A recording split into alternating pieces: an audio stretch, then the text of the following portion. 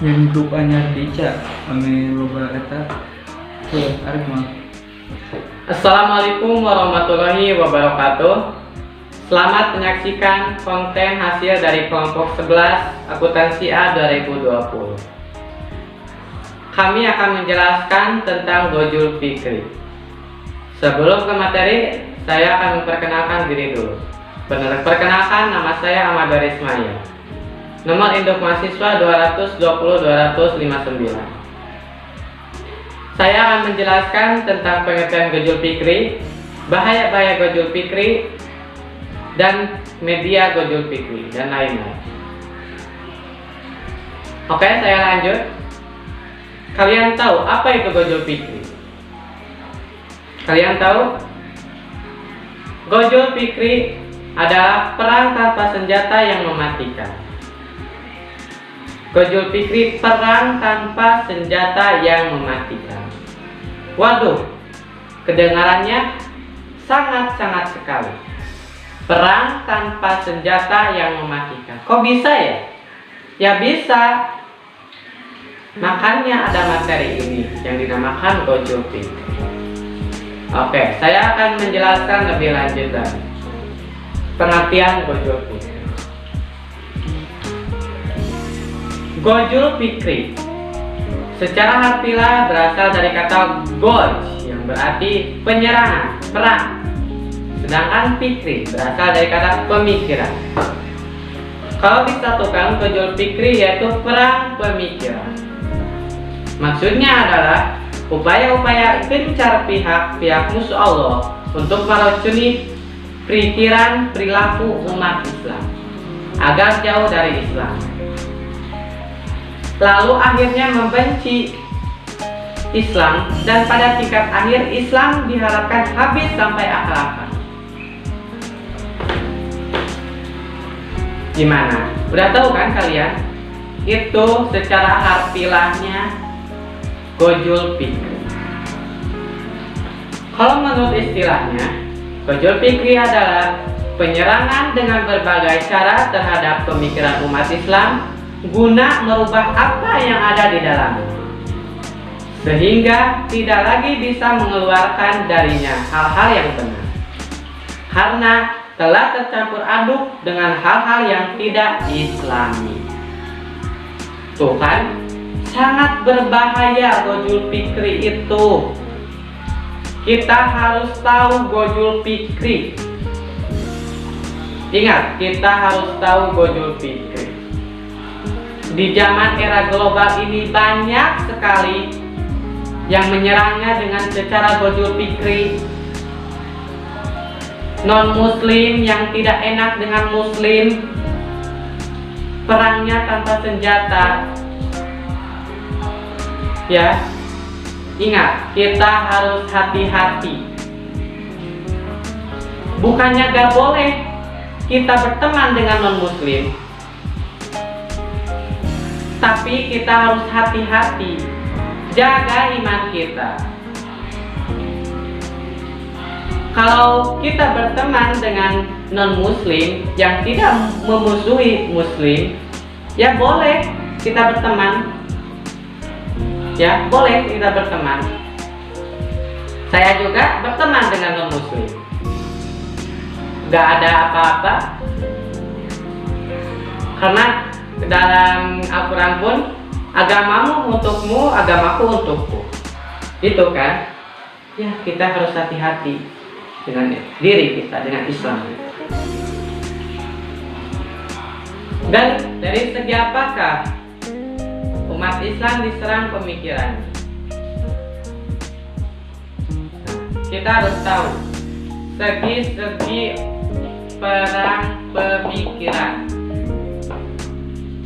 Perang pemikiran dapat berbagai hal, yaitu bisa melalui teori, pemikiran, demokrasi, propaganda, dan lain-lain, dan media-media lain. Nah, kita harus mulai hati-hati dari teori-teori, dari pemikiran, dari propaganda, dari demokrasi, Nah, dari media-media. Karena kita berdiri di sini itu tidak semuanya Islam. Pejabat-pejabat tidak semuanya Islam. Ya, makanya kita harus teliti, kita harus hati-hati, harus teliti.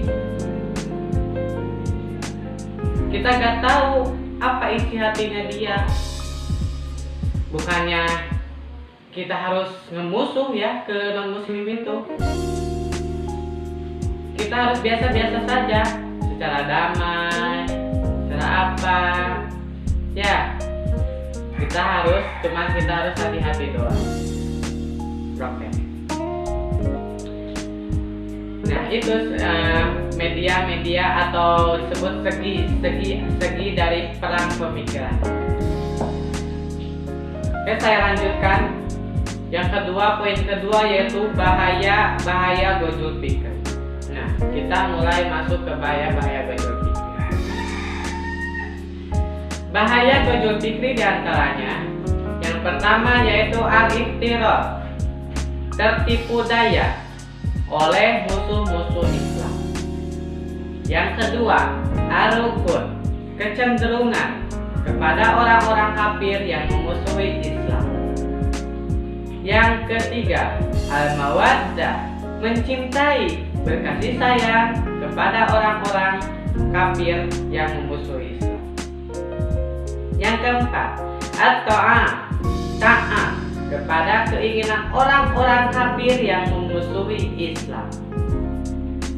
Dan selanjutnya, yang kelima, al-ittiba, mengikuti kepada petunjuk-petunjuk yang memusuhi Islam.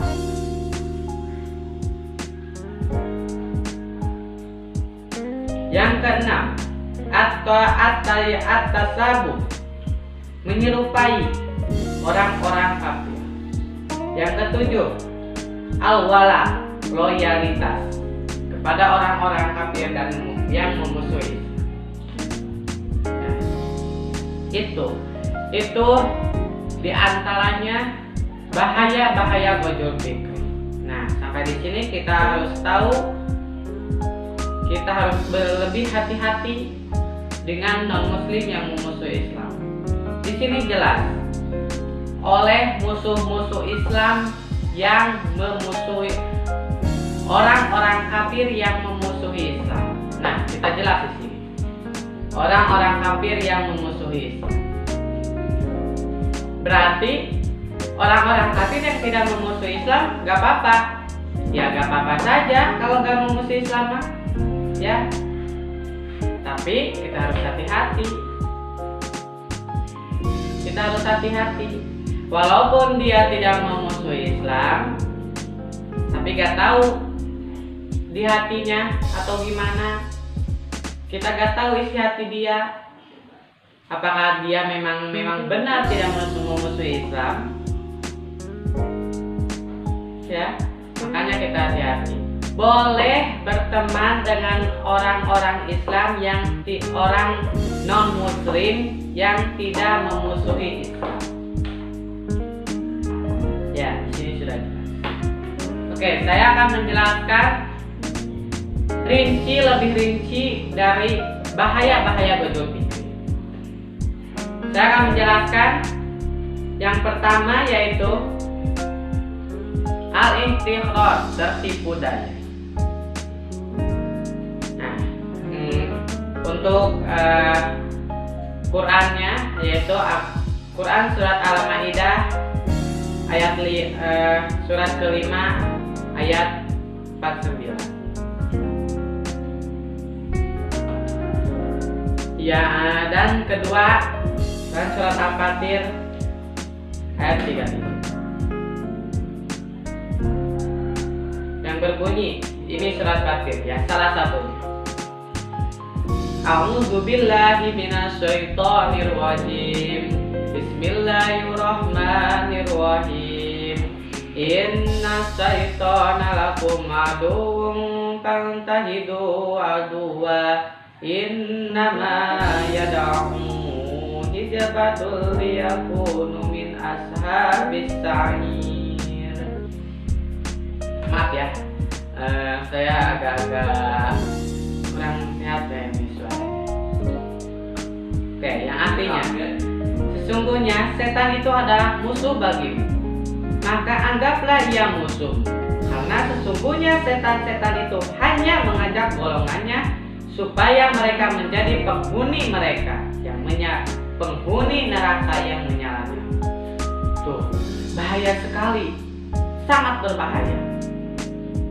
Kita tertipu daya dengan setan, dengan kafir yang memusuhi Islam.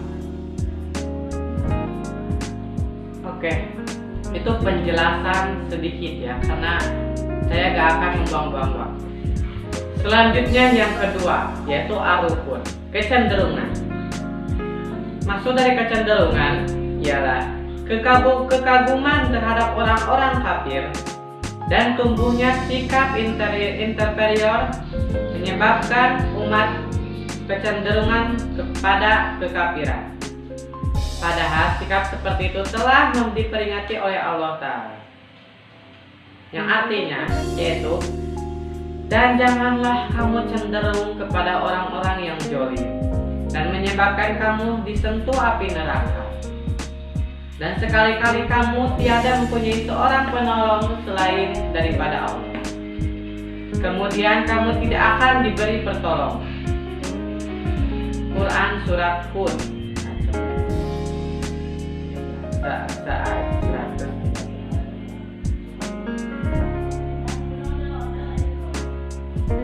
Nah, intinya Allah Ta'ala melarang hamba-hambanya untuk condong hati, menyukai atau berbasi-basi terhadap orang-orang zalim yang melanggar hukum-hukum Allah atau menyenangi perbuatan mereka. Nah, itulah kita tidak boleh senang, tidak boleh menyukai perbuatan-perbuatan yang memusuhi Islam. Kita harus lebih hati-hati, ingat. Dan selanjutnya ketiga, yaitu al-mawaddah, mencintai dan berkasih sayang. Sudah jelas kan di sana, mencintai dan berkasih sayang. Yang keempat yaitu at-ta'at, taat kepada orang-orang kafir yang memusuhi Islam. Dalam Quran Surat Muhammad yaitu yang artinya yang demikian itu karena sesungguhnya mereka orang-orang munafik, tidak berkata kepada orang-orang yang benci kepada apa yang diturunkan Allah. Orang-orang Yahudi, kami akan mematuhi kamu dalam beberapa urusan, sedang Allah mengetahui rahasia mereka. Tuhan, di sini udah jelas.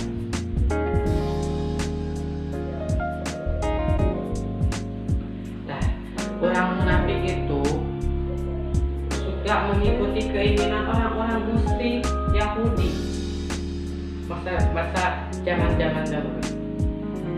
Sekarang juga ada. Yang kelima, yang selanjutnya kelima, al-ittiba, mengikuti, ya, mengikuti petunjuk-petunjuk orang kafir yang memusuhi Islam. Surat Al-Baqarah ayat 120 yang berbunyi, yang artinya orang-orang Yahudi dan Nasrani tidak akan senang kepada kamu hingga kamu mengikuti agama mereka. Katakanlah, sesungguhnya petunjuk Allah itulah petunjuk yang benar. Dan sesungguhnya jika kamu mengikuti kemauan mereka setelah pengetahuan datang kepadamu, maka Allah tidak lagi menjadi pelindung dan penolong bagimu. Waduh, sangat berbahaya sekali. Quran Surat Al-Baqarah ayat 120 yang intinya menyatakan, jika kita mengikuti orang-orang kafir yang musuh Islam,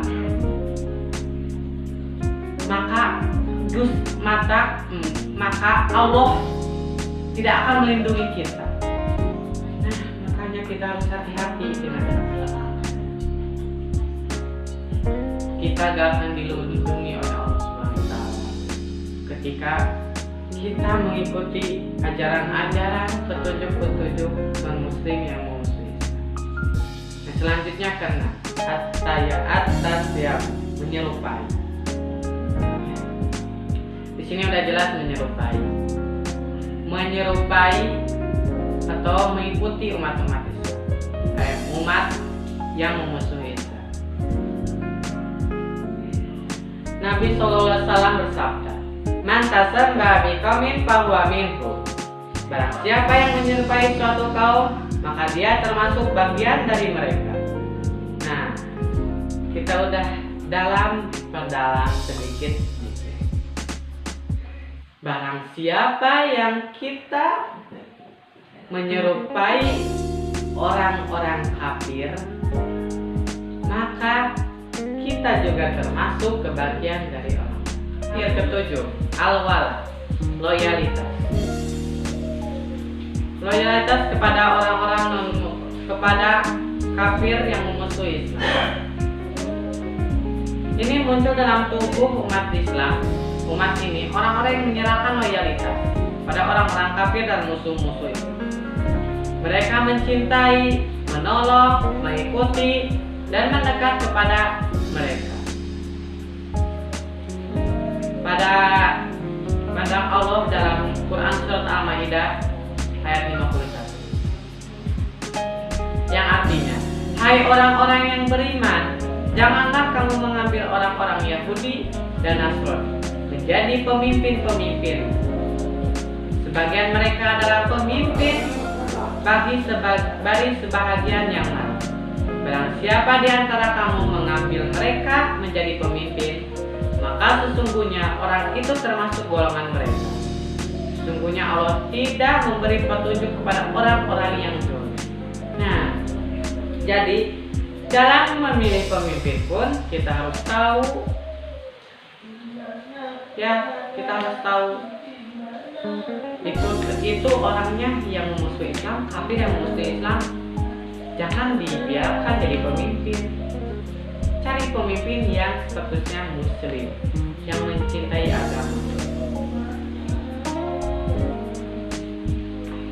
Nah, penjelasan inti dari saya yaitu pengertian dan bahaya-bahaya gojul fikri. Jadi intinya, gojul fikri itu perang tanpa senjata yang mematikan. Ya, perang senjata yang mematikan. Makanya kita harus tahu bahaya-bahayanya juga, kita harus tahu. Tertipu daya oleh kafir, kecenderungan kepada orang-orang kafir, mencintai dan sayang kepada orang-orang kafir, taat kepada orang-orang kafir, mengikuti orang-orang kepada orang-orang kafir, menyerupai perilaku orang-orang kafir, loyalitas kepada orang-orang kafir. Nah, itulah kita harus tahu. Untuk selanjutnya, poin C yaitu tujuan media dan lain-lainnya akan disampaikan oleh teman saya, yaitu Muhammad Rizky. Silakan. Perkenalkan, nama saya Rizky. Saya akan menjelaskan tentang tujuan, sarana, dan media gojul fikri. Yang pertama, tujuan gojul fikri yaitu pertama, menghambat kemajuan umat Islam agar tetap menjadi pengukar barat. Yang kedua, menjauhkan umat Islam dari Al-Quran dan As-Sunnah. Yang ketiga, memurtadkan umat Islam. Yang kedua, sarana gojul fikri. Yang pertama, pers media informasi. Musuh-musuh Allah telah menggunakan media-media itu tersebut untuk menyebarkan kemungkaran dan penyesatan. Yang kedua, pendidikan. Orang-orang kafir telah menempatkan orang-orangnya di berbagai jabatan. Bahkan mereka memasukkan ajaran agamanya dan ideologinya dalam kurikulum di berbagai level. Yang ketiga, penerbitan. Mereka menerbitkan brosur dan sejenisnya untuk menyebarkan kemungkaran. Yang keempat, hiburan. Mulai dari hiburan tradisional hingga modern, mereka manfaatkan sebagai sarana gojul fikri. Yang kelima adalah yayasan. sebagian mereka menggunakan nama-nama Islami dan melakukan kegiatan Islami. Bahkan ada sejumlah gereja yang menggunakan pakaian adat masyarakat Islami dan berikut pujian-pujian mereka dalam misa di gereja. Yang ketiga, media ghazul fikri. Yang pertama, tashkik, yaitu menimbulkan keraguan-keraguan dan pendangkalan dalam jiwa kaum muslimin terhadap agamanya. Yang kedua, taswih, yaitu pengaburan atau upaya orang-orang kafir untuk menghilangkan rasa bangga kaum muslimin terhadap agama Islam dengan cara menggambarkan bahwa Islam adalah agama yang buruk. Yang ketiga adalah tazwib atau pelarutan. Mereka mencampur adukan antara pemikiran dan budaya Islam dengan pemikiran dan budaya jahiliyah. Yang keempat adalah tagrib atau pembaratan, yaitu mereka mendorong kaum muslimin untuk menerima dan mencintai juga menyenangi gaya hidup dan kebudayaan orang-orang barat. Itulah yang bisa kami sampaikan. Untuk pengertian lebih lanjut tentang mengenai ghazul fikri, kalian bisa download PPT di bagian deskripsinya. Wabillahi taufiq wal hidayah. Wassalamualaikum warahmatullahi wabarakatuh.